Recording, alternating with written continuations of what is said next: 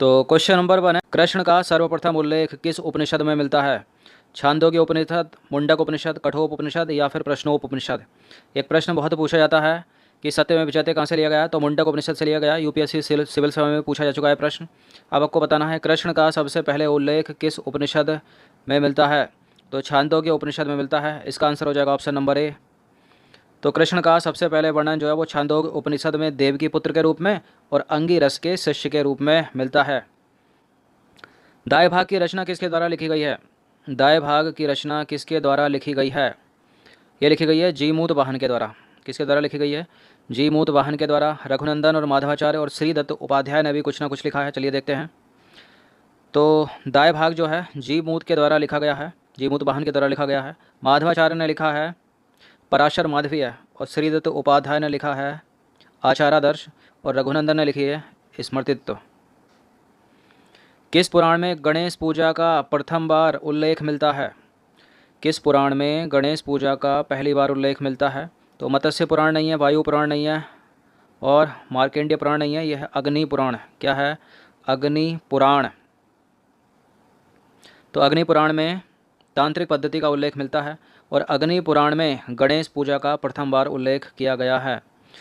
Question number 4 है, निम्नलिखित कथनों पर विचार करना है आपको। पहला स्टेटमेंट है, प्रथम शताब्दी में लिखित पुस्तक गार्गी संहिता में यूनानी आक्रमण का उल्लेख मिलता है। गार्गी संहिता में यूनानी आक्रमण का उल्लेख मिलता है और यह पुस्तक लिखी गई प्रथम शताब्दी में। दूसरा स्टेटमेंट है, अर्थशास्त्र जो है ना, अर्थशास्त्र आचार्य चाणक्य के द्वारा रचित है और यह भारत का पहला राजनीतिक ग्रंथ माना जाता है। यह 15 खंडों में विभाजित है। आचार्य चाणक्य के दो नाम और हैं, कौन कौन से हैं? विष्णुगुप्त और कौटिल्य, याद रखिएगा। तो यहाँ फिलहाल दोनों के दोनों स्टेटमेंट करेक्ट हैं। इसका आंसर हो जाएगा ऑप्शन नंबर सी। ये भी करेक्ट है कि जो गार्गी संहिता है प्रथम शताब्दी में लिखी गई और यूनानी आक्रमण का उल्लेख उससे मिलता है। और अर्थशास्त्र के लेखक जो चाणक्य हैं वो भारत का पहला राजनीतिक ग्रंथ है। कौन सा? अर्थशास्त्र। और इसमें 15 खंडों में विभाजित है ये। तो देखिए, गार्गी संहिता जो है प्रथम शताब्दी में लिखी गई पुस्तक है। इसमें यूनानी आक्रमण का उल्लेख जो है मिलता है। अर्थशास्त्र को आचार्य चाणक्य, जिन्हें विष्णुगुप्त और कौटिल्य के नाम से भी जाना जाता है, के द्वारा लिखी गई है।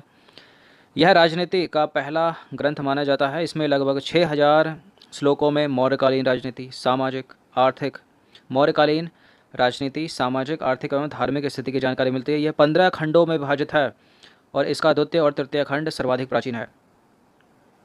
अब आ जाइए क्वेश्चन नंबर 5 पर। निम्नलिखित कथनों पर विचार करना है। पहला स्टेटमेंट है, प्रबंध चिंतामणि की रचना, प्रबंध चिंतामणि की रचना मेरुतुंगाचार्य ने की थी और यह जो ग्रंथ है वो बौद्ध साहित्य का एक महत्वपूर्ण ग्रंथ है। प्रबंध चिंतामणि, पहला स्टेटमेंट करेक्ट है, दूसरा गलत है, क्योंकि जैन साहित्य का, न कि बौद्ध साहित्य का प्रमुख ग्रंथ है, जैन साहित्य का है ये। तो इसका आंसर क्या हो जाएगा? ऑप्शन नंबर ए, केवल एक। तो प्रबंध चिंतामणि की रचना मेरुतुंगाचार्य ने की थी। यह जो ग्रंथ है वो जैन साहित्य का एक महत्वपूर्ण ग्रंथ है, न कि बौद्ध का, और 5 खंडों में विभाजित है प्रबंध चिंतामणि। क्वेश्चन नंबर 6 है, निम्नलिखित कथनों में से कौन सा एक गलत है? 4 स्टेटमेंट है यहाँ पर, इनमें से 3 करेक्ट होंगे, एक इनकरेक्ट होगा, उसी को ढूंढना है कौन सा है वो। पारसी धर्म के पैगंबर ईसा मसीह हैं और पारसियों का धार्मिक ग्रंथ जिंदा अवस्था है, जिसमें जरथुष्ट्र के शिक्षकों का है, जिसमें जरथुष्ट्र के शिक्षकों का संकलन है। थोड़ा जूम आउट कर लेते हैं, हम दिखाई चलिए। अब देखिए, धर्म के अनुयायी एक ईश्वर अहुर को मानते हैं। इस धर्म के अनुयायी एक ईश्वर जो है वो अहुर को मानते हैं और पारसी धर्म के अनुयायियों को अग्नि पूजक भी कहा जाता है। बिल्कुल, देखिए, पारसी धर्म के अनुयायियों को अग्नि पूजक भी कहा जाता है और इस धर्म के अनुयायी एक ईश्वर अहुर को मानते हैं। और पारसियों का धार्मिक ग्रंथ जिंदा अवस्था है, जिसमें जरथुष्ट्र के शिक्षकों का संकलन है। पहला स्टेटमेंट करेक्ट है, क्योंकि जो ईसा मसीह हैं वो तो ईसाई धर्म के प्रवर्तक है ना, वो ईसाई धर्म का पवित्र ग्रंथ क्या है? बाइबल है। लेकिन यहाँ पारसी धर्म के पैगंबर की बात हो रही है, तो पारसी धर्म के पैगंबर का नाम है क्या? जरथुष्ट्र। क्या नाम है? जरथुष्ट्र नाम है, न कि ईसा मसीह। तो करेक्ट है डी, करेक्ट है सी, करेक्ट है बी, लेकिन इनकरेक्ट है ए, क्योंकि पारसी धर्म के जो पैगंबर हैं उनका नाम क्या है? जरथुष्ट्र। तो देखिए, पारसी धर्म के पैगंबर जरथुष्ट्र थे। ईसा मसीह ईसाई धर्म के पैगंबर थे। ईसाई धर्म का प्रमुख ग्रंथ सभी को पता होगा बाइबल है।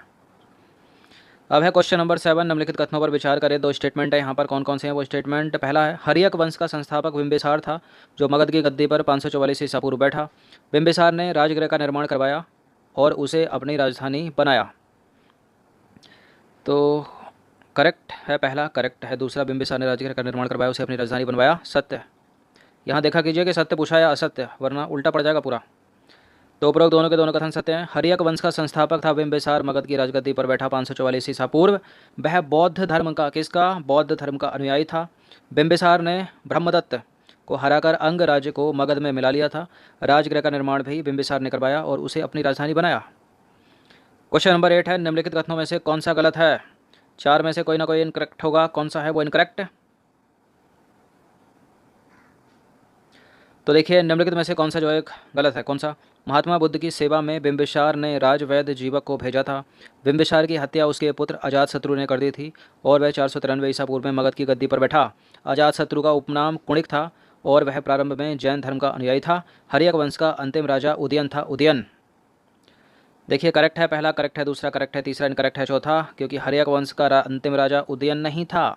तो बिंबिसार ने महात्मा बुद्ध की सेवा में राजवैद्य जीवक को भेजा था।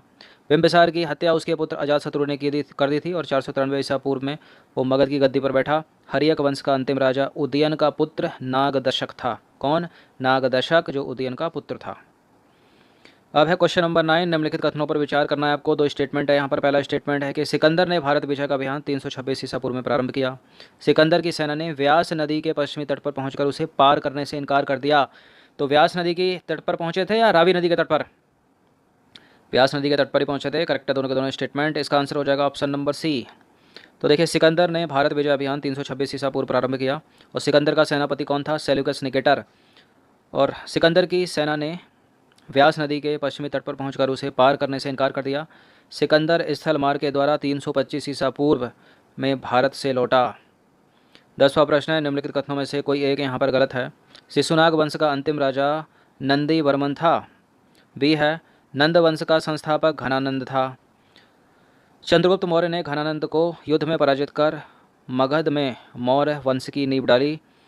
और विशाख दत्त की मुद्रा राक्षस से चंद्रगुप्त मौर्य के साम्राज्य की जानकारी मिलती है। डी वाली लाइन मोस्ट इंपॉर्टेंट है। विशाख दत्त किसकी पुस्तक है, मुद्रा राक्षस किसकी पुस्तक है, विशाख दत्त की है, जहाँ से जानकारी मिलती है चंद्रगुप्त मौर्य के साम्राज्य की। तो डी है करेक्ट, सी है करेक्ट, बी है इनकरेक्ट क्योंकि नंद वंश का संस्थापक महापद्मनंद है, ना कि घनानंद। करेक्ट है पहला, घनानंद तो प्रतापी शासक था नंद वंश का। तो देखिए नंद वंश का संस्थापक है महापद्मनंद, ना कि घनानंद। विशाख दत्त की रचना का नाम है मुद्रा राक्षस से जानकारी किसकी मिलती है, मौर्य साम्राज्य की। और मुद्रा राक्षस में चंद्रगुप्त के लिए वृषल शब्द का प्रयोग किया गया। किसका, वृषल। 11वां प्रश्न है, निम्नलिखित कथनों पर विचार करें। 2 स्टेटमेंट है यहाँ पर, कौन सा करेक्ट है इनमें। देखिए चंद्रगुप्त मौर्य ने जैनी गुरु भद्रबाहु से जैन धर्म की दीक्षा ली थी। मेगास्थनीज चंद्रगुप्त मौर्य के दरबार में रहता था और यह सेल्यूकस निकेटर का राजदूत था। बिल्कुल था भाई, करेक्ट है दोनों के दोनों स्टेटमेंट। इसका आंसर हो जाएगा ऑप्शन नंबर सी। तो चंद्रगुप्त मौर्य ने जैनी गुरु भद्रबाहु से जैन धर्म की दीक्षा ली। मेगास्थनीज जो चंद्रगुप्त मौर्य के दरबार में रहता था, सेल्यूकस निकेटर का राजदूत था। मेगास्थनीज के द्वारा एक पुस्तक लिखी गई है जिसका नाम है इंडिका, मोस्ट इंपॉर्टेंट है एग्जामिनरों की, बहुत पूछते हैं इसको। मेगास्थनीज ने पाटलिपुत्र के बारे में लिखा है कि यह एक विशाल प्राचीर से घिरा है। इसमें 2 और 3 मंजिल वाले घर लकड़ी और कच्ची ईंटों से बने हैं। राजा का महल भी लकड़ी का बना है जिसे पत्थर की नक्काशी से अलंकृत किया गया है। आ जाइए क्वेश्चन नंबर 12। पूछा था मैंने आपसे थंबनेल में, निम्नलिखित में से अमित्र घात के नाम से किसको जाना जाता है।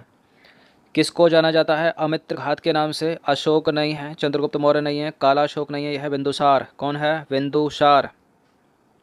तो देखिए बिंदुसार को अमित्र घात के नाम से जाना जाता है और अमित्र घात का अर्थ शत्रु विनाशक होता है।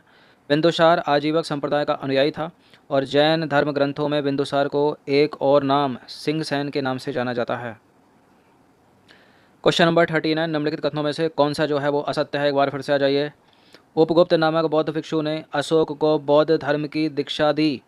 अशोक ने आजीविकों के रहने हेतु बराबर की पहाड़ियों पर 4 गुफाओं का निर्माण करवाया जिनका नाम कर्ज, चौपार, सुदामा तथा विश्व झोंपड़ी था।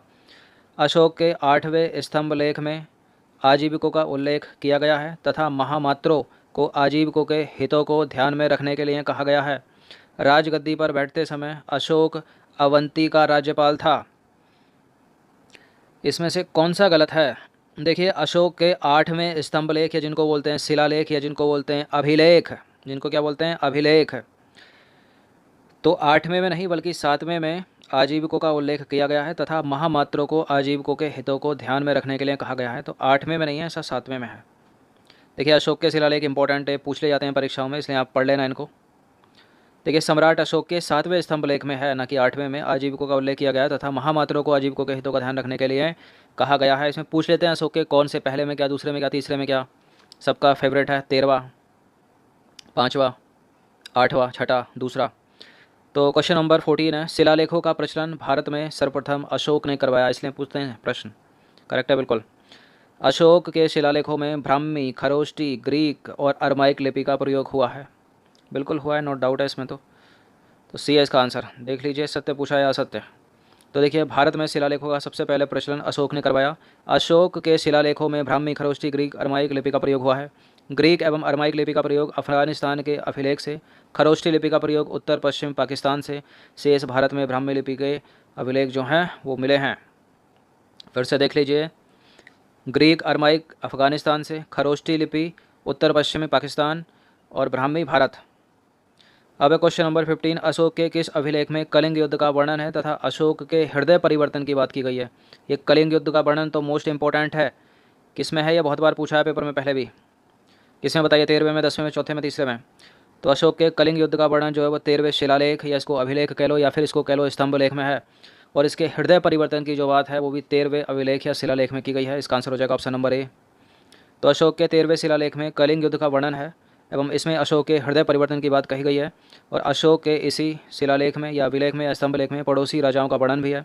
अशोक के चौथे शिलालेख में क्या है, भेरी घोष की जगह धम्म घोष की घोषणा की गई है, इंपॉर्टेंट है, पूछ लिया जाता है। अशोक के तीसरे शिलालेख में राज्य के अधिकारियों को यह आदेश दिया गया है कि वह हर 5 वर्ष के उपरांत दौरे पर जाएंगे। और इसमें कुछ धार्मिक नियमों का भी उल्लेख किया गया है कि इसमें 5वें शिलालेख में या अभिलेख में कह लो या स्तंभ लेख कह लो। अब देखिए अशोक के 10वें अभिलेख या शिलालेख में राजा तथा उच्च पदाधिकारी हमेशा प्रजा के हित में सोचेंगे, ऐसे आदेश दिए गए हैं। तो ये कुछ 15 प्रश्न थे, मोस्ट इंपॉर्टेंट, अच्छे से इसका रिवीजन कर लीजिएगा। खासकर इस तरह की एक्सप्लेनेशन को पॉज मार मार के 2-3 बार पढ़ा कीजिए, सुना कीजिए। धन्यवाद।